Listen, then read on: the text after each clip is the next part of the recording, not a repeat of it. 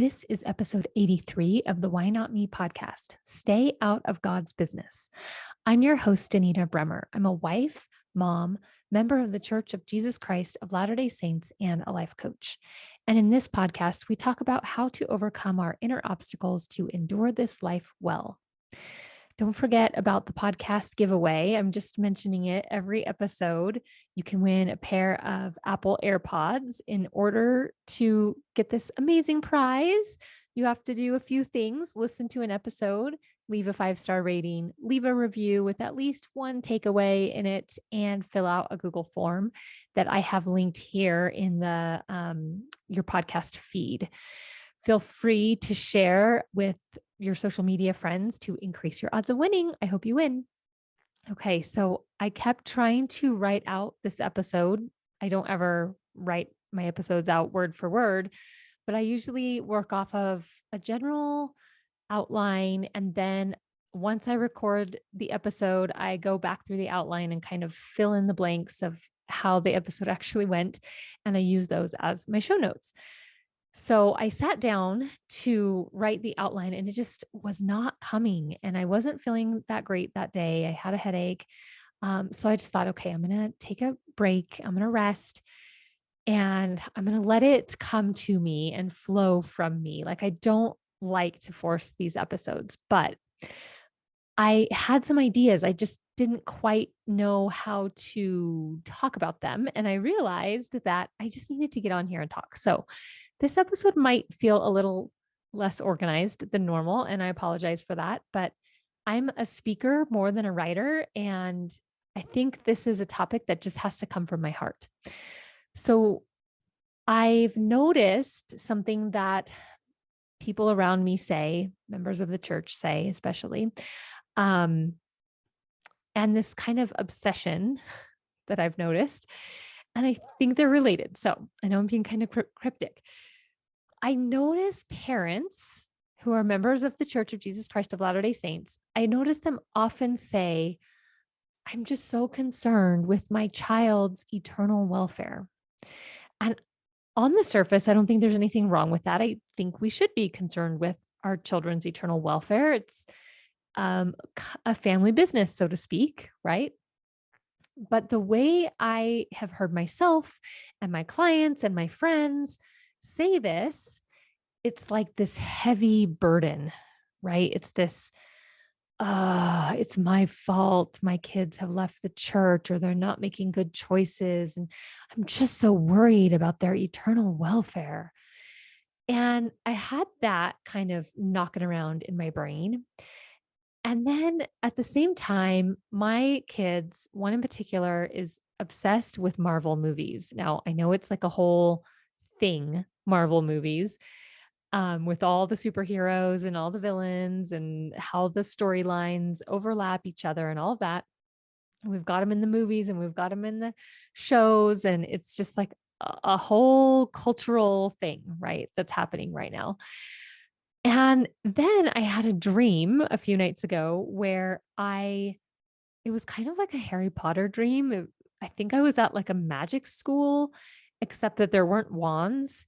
And I was sitting with some friends, and these like mean kids came up to our table, and I could read their minds.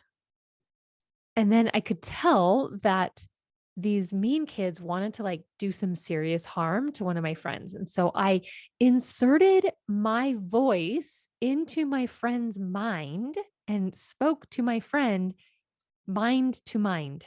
Right. And I woke up from that going, wow, that's like, that's like something God does. And it kind of brought all three of these things together. This, how parents talk about being worried about their kids' eternal welfare, and the Marvel movie hysteria. And I just realized that I think we as humans, and rightly so, are obsessed with trying to be like God, trying to be as powerful as God, and, read minds, or, crush the enemy, those kinds of things.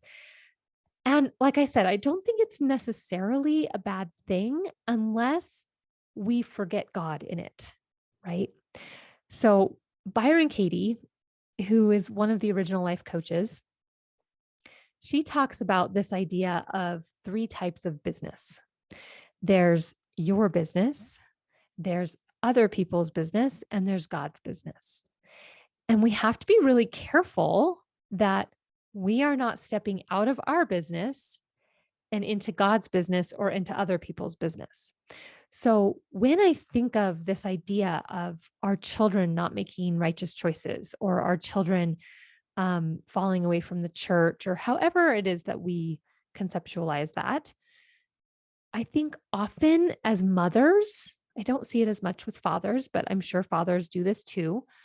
We take on that responsibility of like, it must have been something I did or didn't do that my kid is making these choices that I don't agree with, that I don't like, that don't feel like they're in line with the gospel. And one thing I've been thinking about is how much it shows a lack of faith on our part. Because our children, no matter how much we love them, they're still God's children too. And they have agency, which, darn it, sometimes I feel like I wish my kids didn't have agency, right?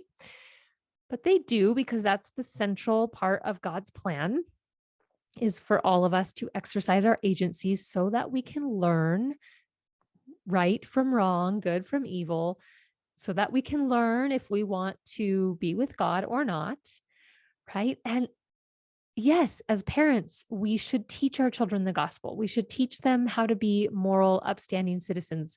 We should teach them how to clean toilets. But once we have taught them, then our job is to love them.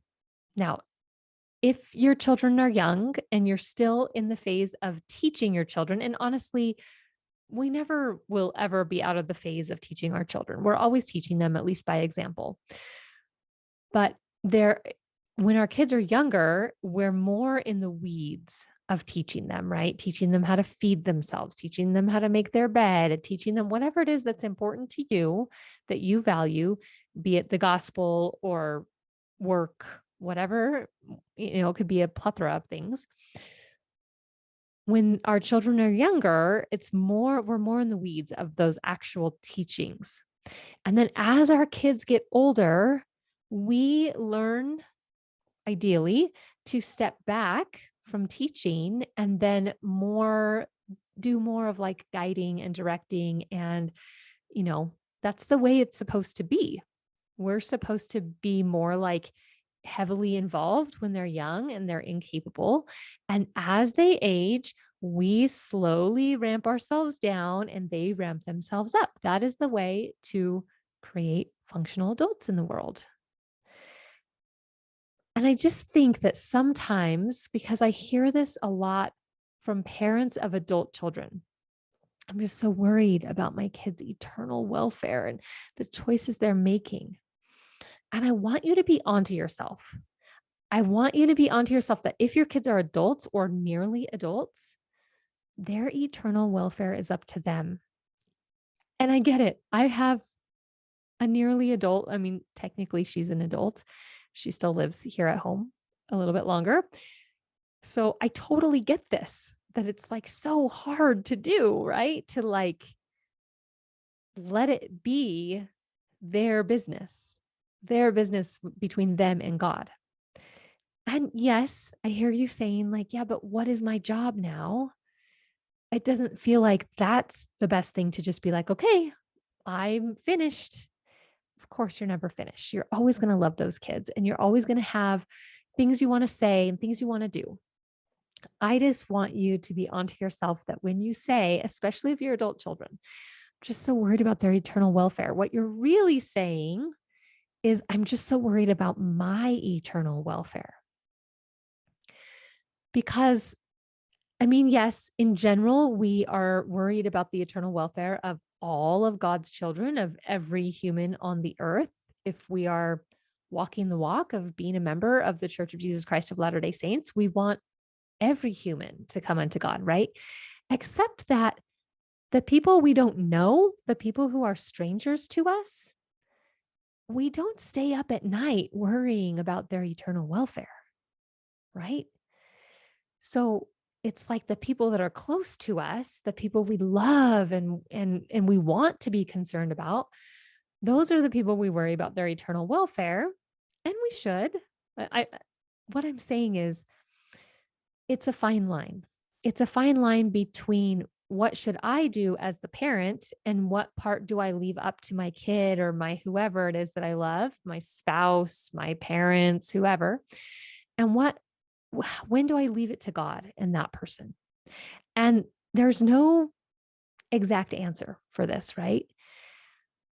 Except that I hear it so much from moms in a way that they're like beating themselves up and blaming themselves and saying, like, I need to do something different. And what I'm hearing them say, and I have been there myself, what I'm hearing us say is, I have to control my kid so that I can feel better about being a mom the way that I decided to be a mom or the way that I fell into it. Maybe we didn't decide. But here's the thing, there really are only two commandments. All the rest of the commandments fall under one of these two categories: love God and love other people. So if it boils down to that, if it boils down to how do I love God and how do I love my kid, I'm just using that as an example. And maybe my kid is doing something that makes them not love God. Do I speak up? Do I say something? Do I tell them they're doing it wrong? All of that drama that comes into our heads.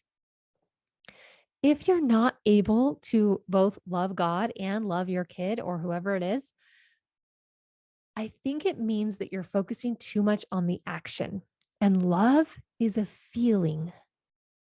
So if you can get into the feeling of love, like just think about a time when you felt so much love, when you felt somebody else's love, or when you felt love for someone.